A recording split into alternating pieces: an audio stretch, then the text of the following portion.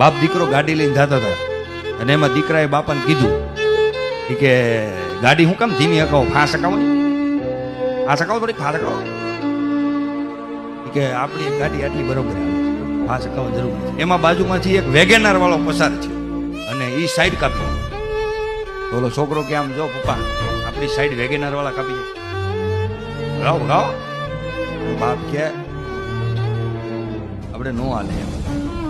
પછી આગળ એક મર્સિડીઝ હતી, એ સાઈડ કાપી ગયો. છોકરો કે જો બાપા આપણી સાઈડ કાપી દો, ભગાવો ભગાવો. નો ભાગે કે પણ હું પણ કહ્યું નો ચોંટી પીડ્યો, ભગાવો ભગાવો. આપણી જે ગાડી છે ને એ મોડલની કેપેસિટી આટલી જ હોય. એનો છોકરો હળવેક દઈને બોલ્યો કે આ હું કેદું નો કહું છું, જ્યારે રિઝલ્ટ આવે ત્યારે ચોંટી પીડ્યા. બાજુવાળાના છોકરા જેટલા ટકા લાવતો હોય તમને એટલી ખબર ન પડે તમારા મોડલની કેપેસિટી કેટલી છે.